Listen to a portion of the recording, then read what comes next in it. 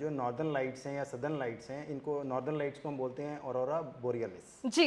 और southern light को बोलते हैं हम ऑरोरा ऑस्ट्रेलिस। जो रेलेवेंस और वो है मतलब पूरा पूरा जो है वो सन से रिलेटेड। बट जो आपने लद्दाख वाली बात की वो ये स्पेशल केस है जिसे आप रेयर इवेंट भी कहते हैं। ये होता है, लद्दाख हमारा मिड लैटिट्यूड में है तो उसको ये बोलते हैं जियोमैग्नेटिक स्टॉर्म। तो सडनली वो स्टॉर्म आता है तो चार्ज पार्टिकल इधर उधर जब जाते हैं तो वो मिड लैटिट्यूड पे भी अवेलेबल होते हैं इस तरह के फिनोमेना को दिखाने के लिए। यस, शायद 2 बार हम अप्रैल में ही इसे विटनेस कर चुके हैं।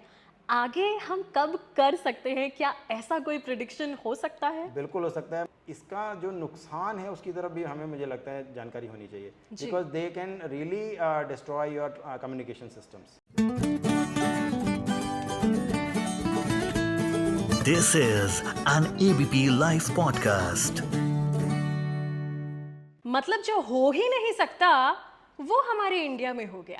भाई अगर हम बीते दिनों की बात करें तो एक ऐसी चीज, इतना खूबसूरत मेस्मराइजिंग साइट, ब्यूटीफुल साइट जो जितने भी ट्रैवल एस्पिरेंट्स हैं ना वो हमेशा तैयार रहते हैं कि यार कब फ्लाइट बुक करें, पैसे वैसे थोड़े आए तो नॉर्वे चले जाएं और हम वहां की नॉर्दर्न लाइट्स यानी कि ऑरोरा बोरियालिस को देखें। बट वो हमारे इंडिया में देखा गया है। यस, रेयर था हमारे इंडिया के लिए, बट ये कैसे हुआ, क्यों हुआ और आगे क्या हम इसे देख पाएंगे या नहीं, इन सब के बारे में ही आज हम डिटेल में बात करने वाले हैं।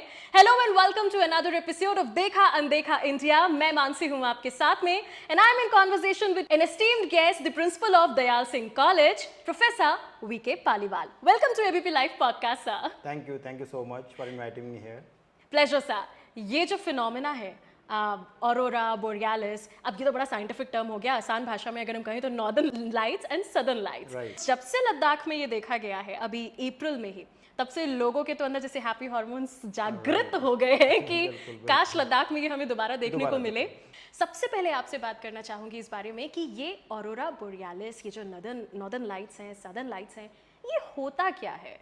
देखिए मानसी जी, जो नॉर्दर्न लाइट्स हैं या सदर्न लाइट्स हैं, इनको नॉर्दर्न लाइट्स को हम बोलते हैं ऑरोरा बोरियलिस जी, और सदर्न लाइट को बोलते हैं हम ऑरोरा ऑस्ट्रेलिस। ओके।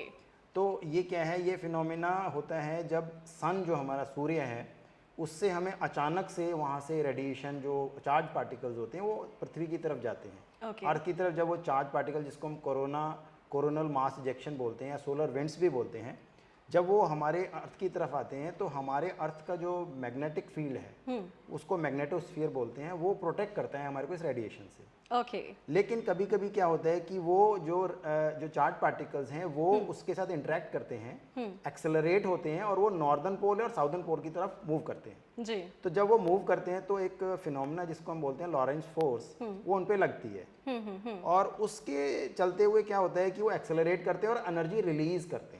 तो जब वो एनर्जी रिलीज करते हैं चार्ज पार्टिकल्स, इंटरेक्शन करते हुए हमारे एटमॉस्फेयर में ऑक्सीजन मॉलिक्यूल्स होते हैं, नाइट्रोजन मॉलिक्यूल्स होते हैं और जो आयनोस्फीयर है उसमें वो आयनिक स्टेट में रहते हैं। आयनिक स्टेट का मतलब होता है कि उसमें इलेक्ट्रॉन्स हटे हुए होते हैं तो उनके इंटरेक्शन से आपको ब्लू, ग्रीन, ऑरेंज, येलो इस तरह की लाइटें नजर आती हैं। और अगर आप आगे इसकी पिक्चर्स देखेंगे तो आपको लगेगा जैसे curtains are flowing, like curtain जो हिल रहे हैं, हवा चल रही है, कर्टेन्स हिल रहे हैं, इस तरह का बहुत ब्यूटीफुल फिनोमेना ये होता है। तो इसका जो रेलेवेंस और जो वो है मतलब पूरा पूरा जो है वो सन से रिलेटेड है। ओके, सन से ही रिलेटेड रहेगा। कितना फ्रिक्वेंटली इसे देख पाते हैं, लाइक कंट्रीज लाइक नॉर्वे या अदर कंट्रीज जहाँ ये विजिबल होता है, तो ये कितने टाइम ड्यूरेशन के लिए रहता है? क्या थोड़ा सा टाइम है या कोई पर्टिकुलर सीजन होता है कि आप इस पर्टिकुलर सीजन में इसे देख सकते हैं?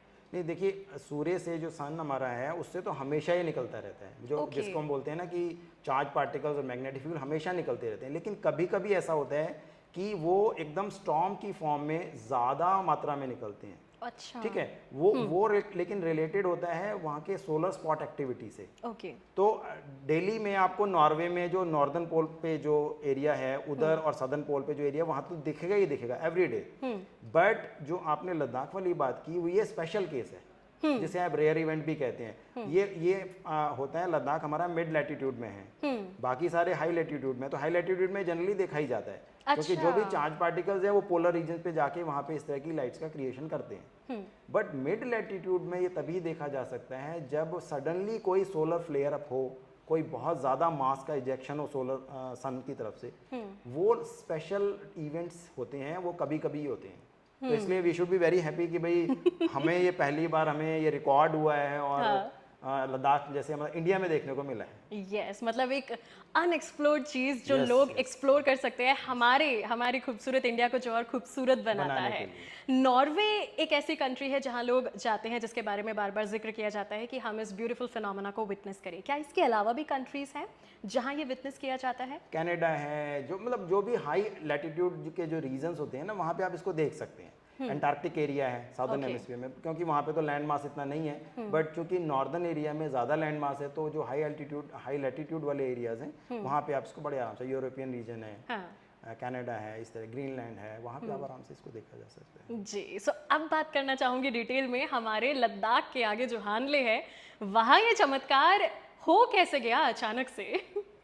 इसका चमत्कार होने का बहुत बड़ा रीज़न, जैसे मैंने आपको पहले भी बताया कि ना सोलर साइकिल 11 ईयर का साइकिल होता है। जी। तो सोलर सन के ऊपर स्पॉट्स होते हैं, जो अगर आप फिल्टर से देखोगे तो डार्क स्पॉट्स नजर आते हैं। ठीक है। बट लेकिन जो सोलर विंड्स हैं, ये वहीं से इजेक्ट होती हैं।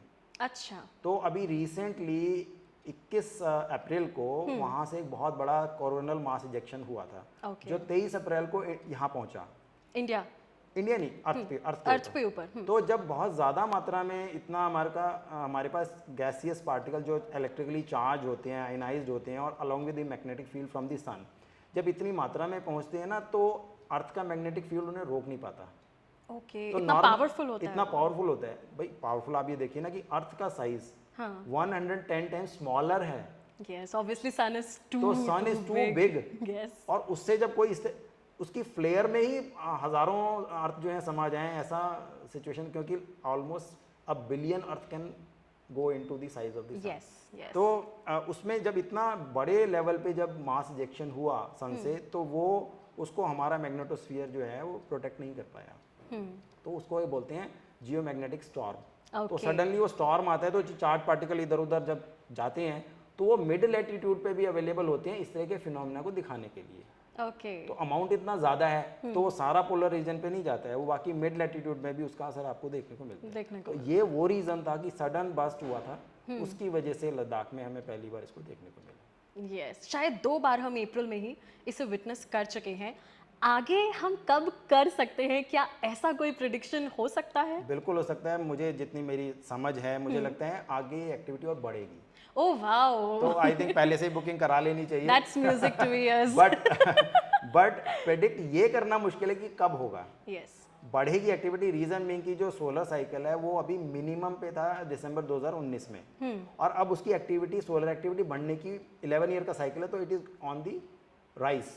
तो अब ये राइज होगा, तो number of coronal mass ejection बढ़ेंगे।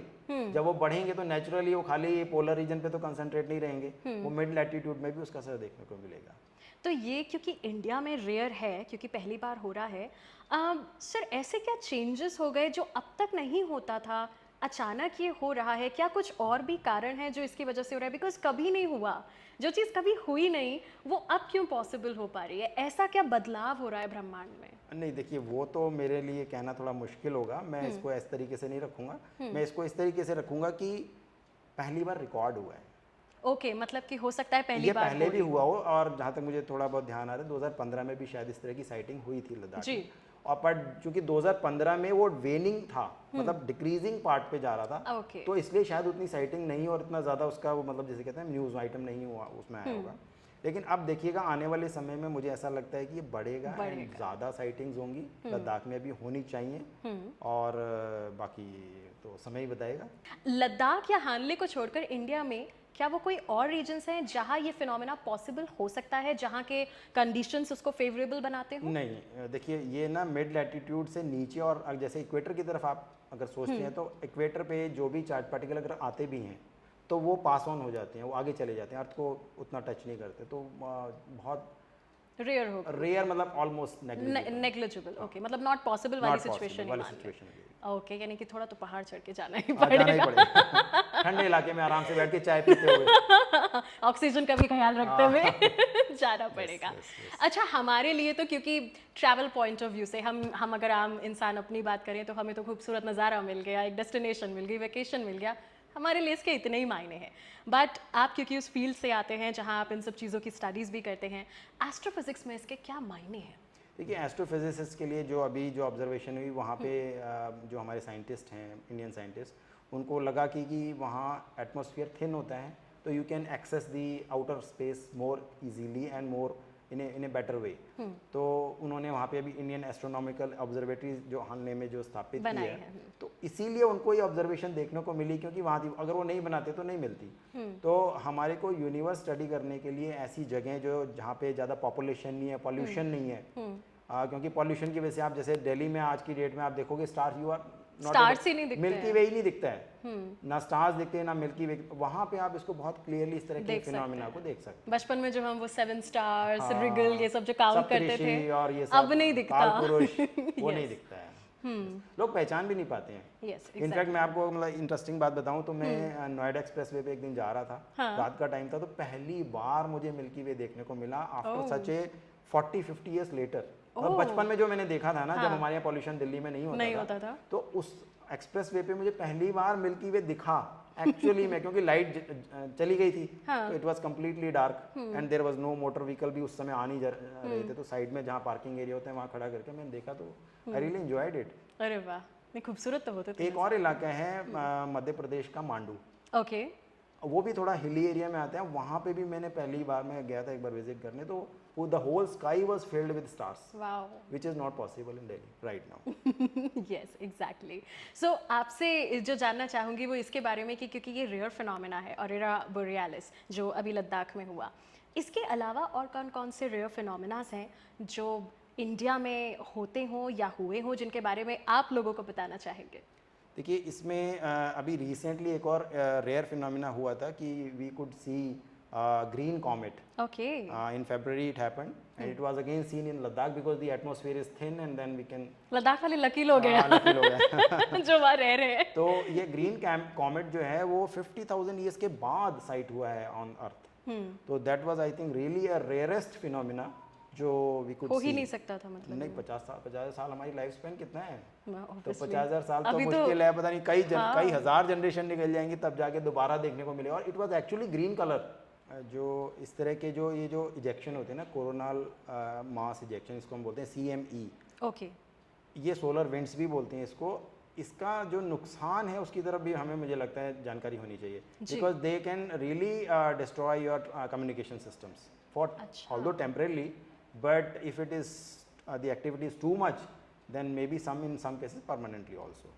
तो बहुत सारे ऐसे केसेस भी रिपोर्ट हुए हैं जिसमें US वगैरह में 10-10 घंटे लाइट जो है चली गई क्योंकि उनकी ग्रिड कोलैप्स हो गई थी। तो कम्युनिकेशन को लेके जो आपकी इलेक्ट्रिकल सिस्टम्स हैं, आपके सैटेलाइट जो सिस्टम्स हैं, उनको दे कैन रियली अफेक्ट, बिकॉज इतना ज़बरदस्त जो है मैग्नेटिक फील्ड और रेडिएशन होता है।